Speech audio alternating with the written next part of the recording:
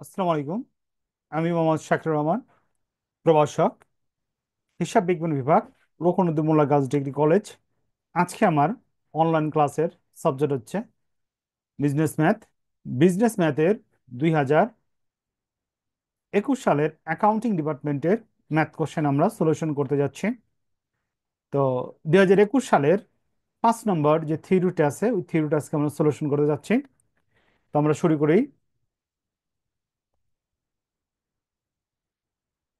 5 নম্বর থিওরিটা ছিল সমীকরণ ও সমতার মধ্যে পার্থক্য। সমীকরণ এবং সমতার মধ্যে নিম্নোক্ত পার্থক্য পরিলক্ষিত হয়। সমীকরণ, সমতা বা অভেদ।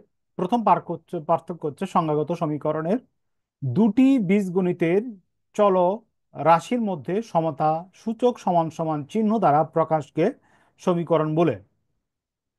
পক্ষান্তরে সমতা বা অভেদ বলতে বোঝায় কোনো সমীকরণের চলক সমূহকে যে কোনো মান দ্বারা উক্ত সমীকরণকে উভয় পদকে সমান দেখানো যায়, তাকে সম সমসমতা বা অভেদ বলে।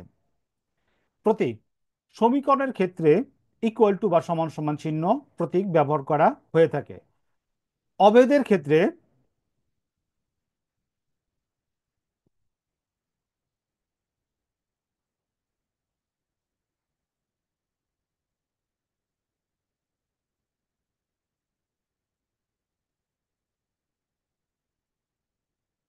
হুম, অভেদের ক্ষেত্রে সমতা সমসমতার ক্ষেত্রে সমান সমান চিহ্ন বা প্রতীক ব্যবহার করা হয়।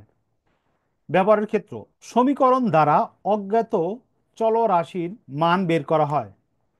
পক্ষান্তরে অভেদ দ্বারা সর্বসমতা বীজ গণিতীয় সূত্র হিসেবে ব্যবহার করা হয়। বীজ সংখ্যা, সমীকরণের ক্ষেত্রে ঘাতের সমসংখ্যক মূল থাকে। অভেদ, অভেদের ক্ষেত্রে বীজ সংখ্যা, সর্বসমতার ক্ষেত্রে ঘাত সংখ্যার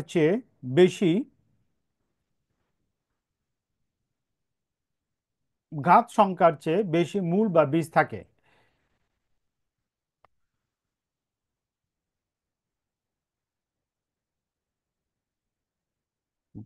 এগুলি ছিল মূলত পক্ষে আমার সমতা এবং সমীকরণের পার্থক্য। এছাড়া আরেকটি পার্থক্য আছে, মান নির্ণয়। সমীকরণের সংখ্যার অজ্ঞাত চলকের মান নির্ণয় করা হয়। পক্ষান্তরে সমতা বা অভেদের ক্ষেত্রে সর্বসমতা অভেদ থেকে অজ্ঞাত চলকের কোনো মান নির্ণয় করা যায় না। তোমাদের আজকের ক্লাস এখানে সমাপ্তি। পরবর্তী লেকচার দেখার জন্য আমন্ত্রণ রইল।